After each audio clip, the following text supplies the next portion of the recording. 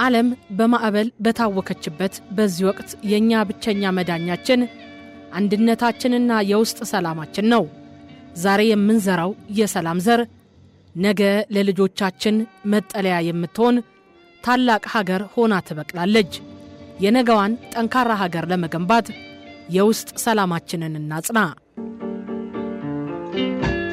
የቅርብ ጎረቤታችን የሆነው የመካከለኛው ምስራቅ ቀጠና ከዕለት ወደ ዕለት እየተባባሰ በመጣ ግጭትና ምስቅልቅል ውስጥ ይገኛል።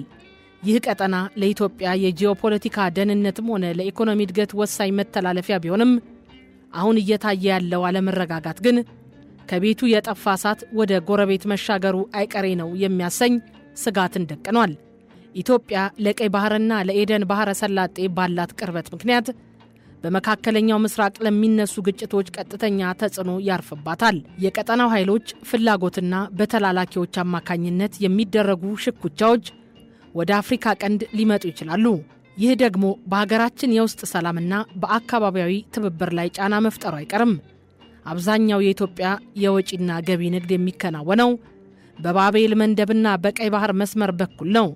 በዚህ ወሳኝ የንግድ መስመር ላይ የሚፈጠር ማንኛውም አለመረጋጋት የነዳጅ ዋጋ መናርን ያስከትላል። የአቅርቦት ሰንሰለትን በማቋረጥ የኑሮ ውድነትን ያባብሳል።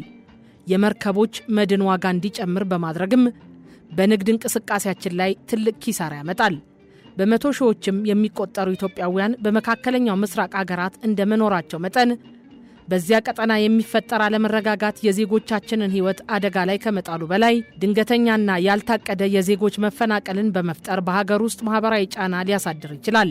ጎረቤት ሲታወክ ዝም ብለህ አትመልከት እንደሚባለው በመካከለኛው ምስራቅ እየተቀጣጠለ ያለው ግጭት የሩቅ ምስራቅ ጨዋታ ተደርጎ ሊወሰድ አይገባም። ስለዚህም ኢትዮጵያ ብሔራዊ ጥቅሟን ለማስጠበቅ አርቆ አሳቢ ዲፕሎማሲን መከተል፣ የደህንነት ተቋሞቿን ንቁ ማድረግና የኢኮኖሚ አማራጮቿን ማሰላሰል ይኖርባታል። ከምንም በላይ ደግሞ የውጭው ምስቅልቅል ወደ ውስጥ ዘልቆ ሰላማችንን እንዳያናጋ የውስጥ አንድነታችንን ማጠናከር ቀዳሚው የመከላከያ ግንብ ነው። የውጭ ማዕበልን የምንቋቋመው የውስጥ ቤታችን ሲጸና ብቻ ነውና በመካከለኛው ምስራቅ ያሉ ሀያላን ሀገራት በአፍሪካ ቀንድ ላይ የየራሳቸው ጥቅም አላቸው። በእነዚህ ኃይሎች መካከል ግጭት ሲባባስ እያንዳንዱ ወገን ኢትዮጵያን ወደ ራሱ ጎራ ለመሳብ ጫና ሊያደርግ ይችላል። ኢትዮጵያ በዚህ ወቅት አንዱን ወግና የሌላው ጠላት እንዳትሆን ብልህ ዲፕሎማሲ ያስፈልጋታል።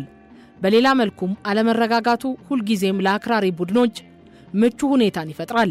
እነዚህ ቡድኖች ግጭቱን ተቋቁመው በቀይ ባህር አቋርጠው ወደ ምስራቅ አፍሪካና ወደ ኢትዮጵያ ድንበሮች የመሸሸግ ወይም የመስፋፋት ዕድል አላቸው። ይህ ደግሞ በሀገር ውስጥ ደህንነት ላይ ቀጥተኛ አደጋ ነውና በራችንን አጥብቀን ደህንነታችንን ለማረጋገጥ በንቃት መስራት ይጠይቃል። መንግሥት በነዳጅና በመሠረታዊ አቅርቦቶች ላይ የክምችት አቅሙን ማሳደግና አማራጭ የንግድ መስመሮችን ማጥናት ይገባዋል። ኢትዮጵያም ከሁሉም የቀጠናው ሀገራት ጋር ያላትን ግንኙነት በብሔራዊ ጥቅም ላይ ብቻ የተመሰረተና ከወገንተኝነት የጸዳ ማድረግ አለባት። በታሪኳም ሆነ በጂኦፖለቲካዊ አቀማመጧ የቀጠናው የሰላምና የልማት ምሰሶ ናት። ይሁን እንጂ የአፍሪካ ቀንድ ፖለቲካ እንደ ማዕበል ተለዋዋጭ በሆነበት በዚህ ወቅት ሀገራዊ ህልውናን ጥቅምን አስጠብቆ ለመሻገር ከወገንተኝነት የጸዳና በብሔራዊ ጥቅም ላይ ብቻ የተመሰረተ የውጭ ፖሊሲ መከተል አማራጭ የሌለው ጉዳይ ሆኗል። የብሔራዊ ጥቅም የበላይነት ማንኛውም ሀገር ከጎረቤቶቹም ሆነ ከሩቅ ወዳጆቹ ጋር የሚኖረው ግንኙነት የሚለካውም በስሜት ወይም በጊዜው ወዳጅነት ሳይሆን ሀገሬ ከዚህ ምን ታገኛለች በሚል ቀዝቃዛ ስሌት መሆን አለበት። የኢትዮጵያ ብሔራዊ ጥቅም መሰረቶቹ ደግሞ ግልጽ ናቸው።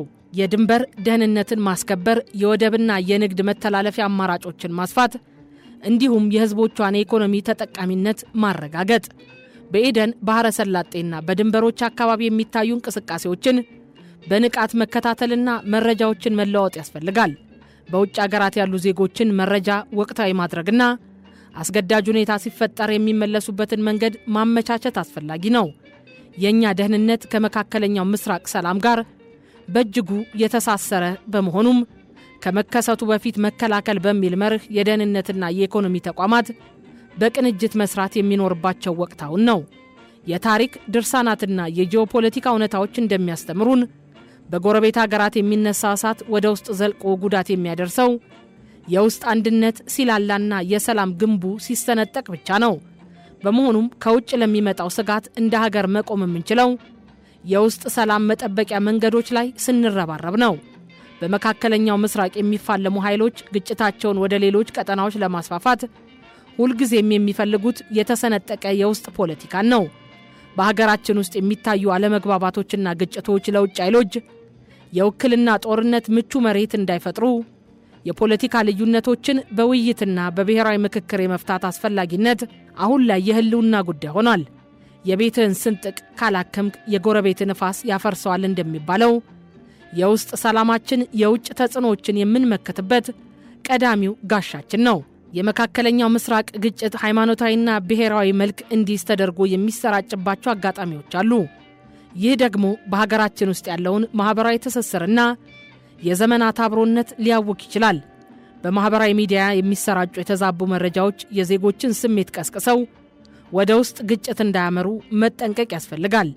የሃይማኖት አባቶች፣ የሀገር ሽማግሌዎችና ልሂቃን ህዝቡን ከጽንፈኝነትና ከወገንተኝነት በመጠበቅ የሀገራችን ብሔራዊ ሰላም እንዲያስቀድም የማስተማር ኃላፊነት አለባቸው። በዚያ ቀጠና ባለው አለመረጋጋት ምክንያት የሚመጣው የኑሮ ውድነትና የሸቀጦች እጥረት በህዝቡ ላይ ከፍተኛ የኑሮ ጫና እንዳይፈጠር መንግስትና ህዝብ ተደጋግፈው የኢኮኖሚውን ማዕበል ለማለፍ የሚያስችል ትዕግስትና የጋራ ዝግጅት ሊኖራቸው ይገባል።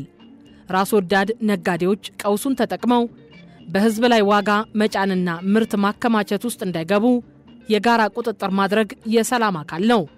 የሀገር መከላከያና የደህንነት ተቋማት ከውጭ ሊሰርጉ የሚችሉ የሽብር ቡድኖችና የጥፋት መልእክተኞችን በንቃት መከታተል ይኖርባቸዋል። ሰላም የሚጠበቀው ህዝቡ ከጸጥታ አካላት ጋር በቅንጅት ሲሰራና አካባቢውን ሲጠብቅ ነው። የሀገራችን ትልቁ ጥንካሬም ሆነ ድክመት ያለው በቤት ውስጥ ነው። በመካከለኛው ምስራቅ የሚነሳው ማዕበል ሊነካን ቢችልም ሊያናጋን ግን አይችልም፣ ቤታችንን በሰላምና በአንድነት ካነጽን። በመሆኑም ከውጭ ለሚመጣው አደጋ የምንሰጠው ትልቁ ምላሽ የውስጥ ሰላማችንን መጠበቅና አንድነታችንን ማጠናከር ሊሆን ይገባል ሲል አሃዱ አቋሙን ይገልጻል። የመካከለኛው ምስራቅ ቀጠና ሀገራት በመካከላቸው የሚፈጥሩት አለመግባባት ወይም የኃይል አሰላለፍ ኢትዮጵያን ወደ አንዱ ጎራ እንዲስባት ሊደረጉ የሚችሉ ግፊቶች ቀላል አይደሉም። ሆኖም ግን ሀገራችን የየትኛውም ወገን መጠቀሚያ ወይም የአካባቢው የጥቅም ግጭት ተዋናይ መሆን የለባትም።